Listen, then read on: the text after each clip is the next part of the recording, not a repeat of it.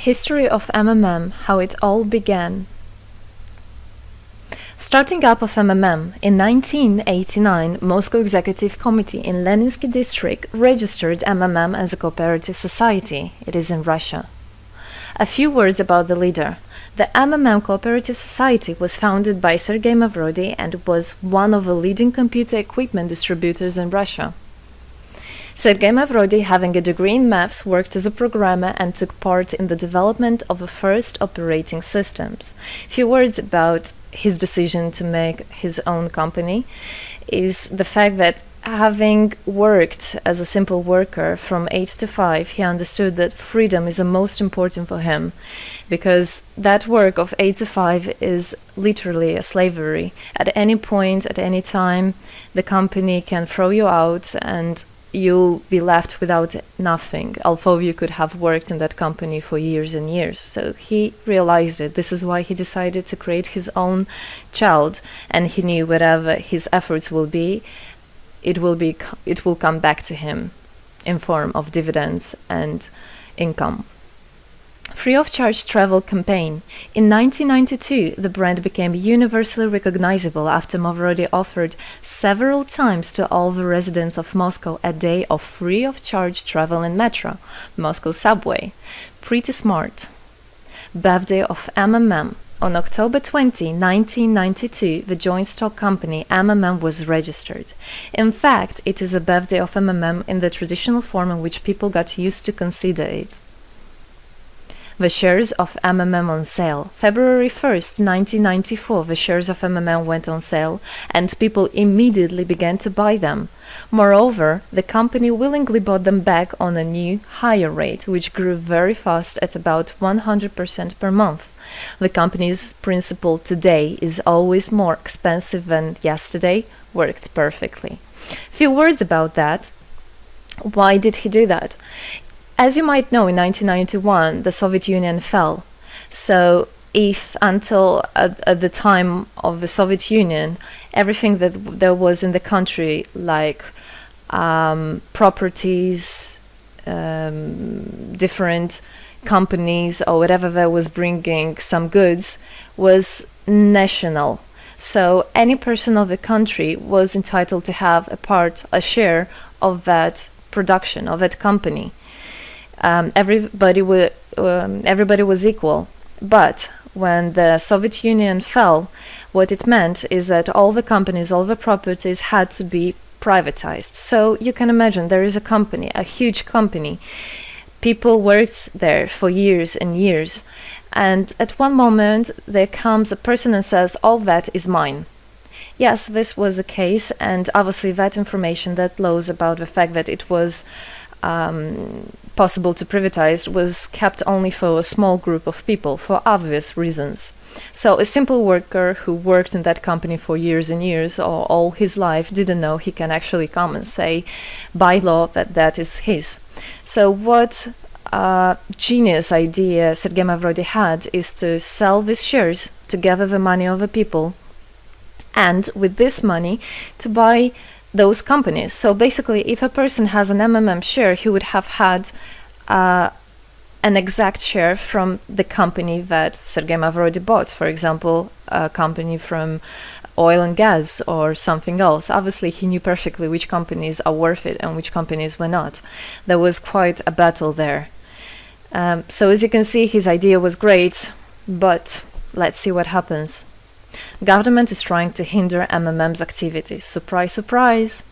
Planned by the Russian government, MMM 94 was intentionally collapsed. It began when tax inspectors accompanied by OMON officers passed through the crowd of depositors and went inside the central office of the company to give a notice about the planned tax inspection. Right.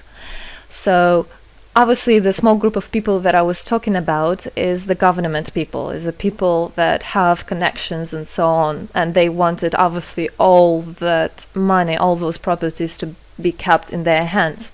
This is how the nowadays oligarchs were made. At that moment, they had nothing. In one day, they got loads of money. And now you can know them as very rich people who made their money on the back of a nation. So obviously they did something just to provoke some panic going through the crowd. Obviously, for any financial institution, a panic is really bad. As I remind you, at that time, MMM was selling shares, was a share stock company, let's say. Mavrody's arrest. Sergei Mavrody was arrested on tax evasion charge. Really lame excuse. It wasn't at all like that. What happened, even the person that was in charge with giving the arrest, he told him that there was no other option for them. They had to do something, even though it was illegal what they were doing, but they had to do it as they were afraid of him. Because, as he said, another 2-3 months and in whole Russia there would be no government, no banks, nobody, only Sergei Mavrody, that who holds the money nowadays. This is in charge. So he was arrested, and his arrest was broadcasted live on all TV channels, obviously to show off more, to show people how bad he is, and actually the government didn't do anything wrong.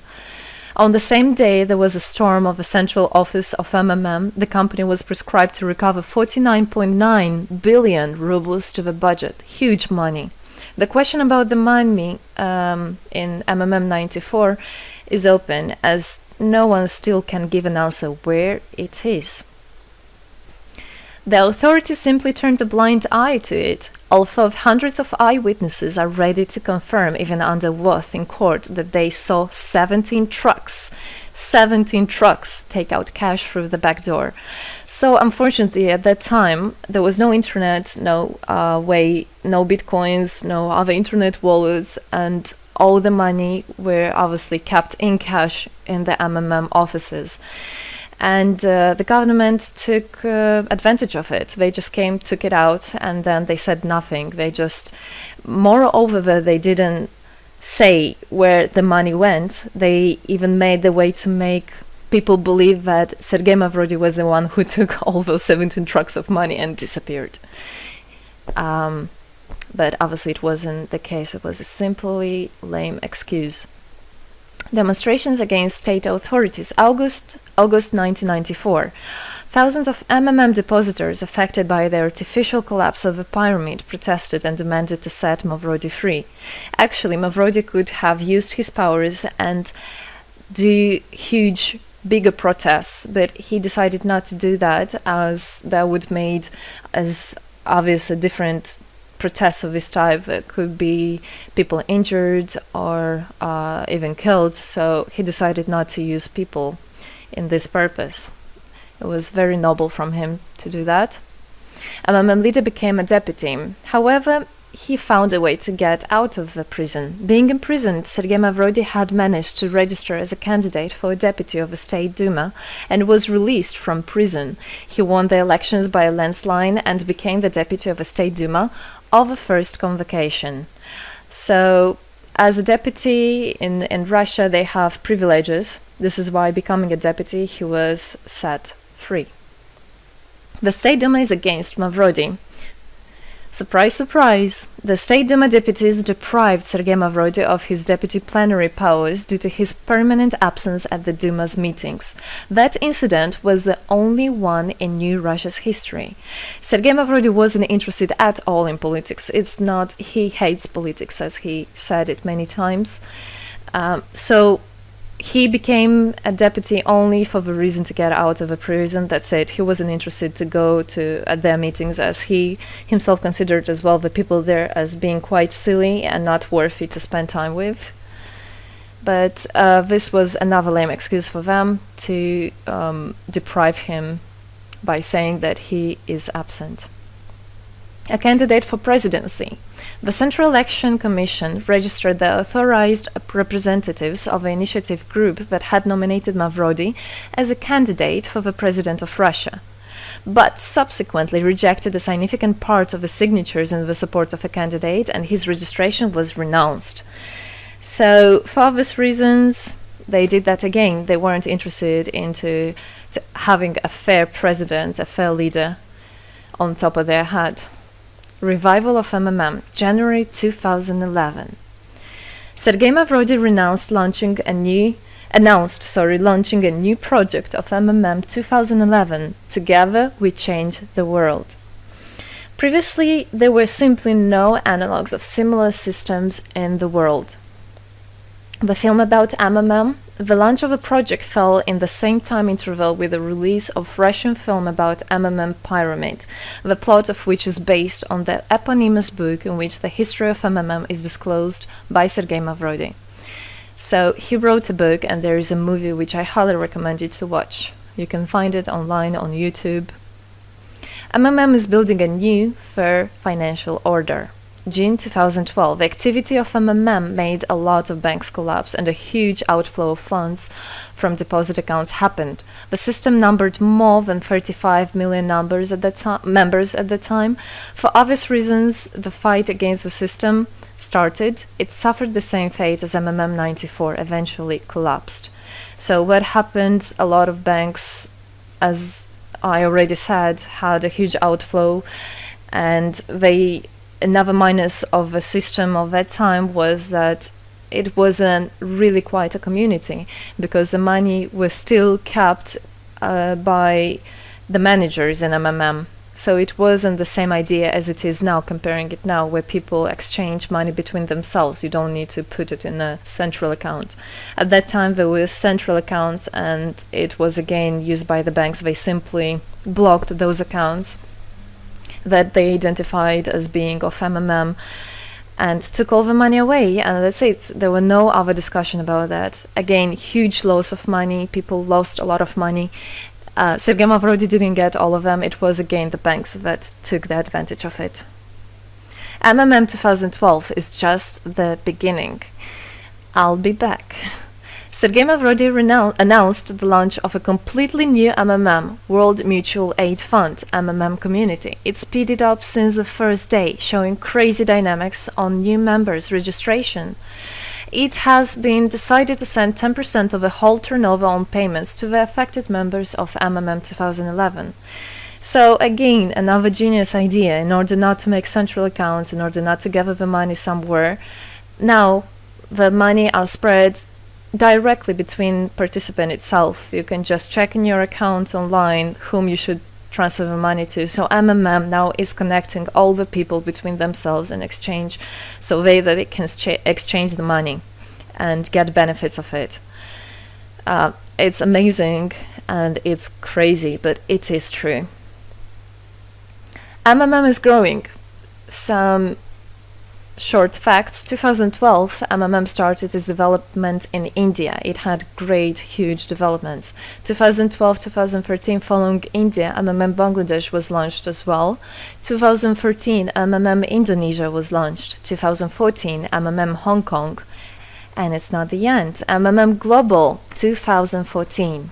MMM Global started up in the spring 2014. It is a voluntary network, a community of millions and millions of people from more than 100 countries worldwide. So there is already MMM settled in Argentina, Brazil, Philippines, Hong Kong, and other, and all the rest of people in the world from all the countries of the world are able to participate as well. So they rebelled against the financial slavery and combined their money for this purpose. So how it is possible? MMM, the Republic of Bitcoin. Bitcoin is another genius idea to set the world free. For MMM Global participants' convenience, there were some 20 ideas on funds transfers implemented. From now on, all the countries where you can buy and sell Bitcoins can be registered in a branch of Free People of the Republic of Bitcoin. Thus, there is no barriers to develop MMM in small countries due to their restrictions on the international bank transfers. Banks. This is not something that we would want to use, as the banks can anytime put restriction on an account or even block an account and take all the money. Yes, the banks can do that. Read better your contract. So, Bitcoins is really genius idea to do that. Join MMM Global, join our community, set the world free.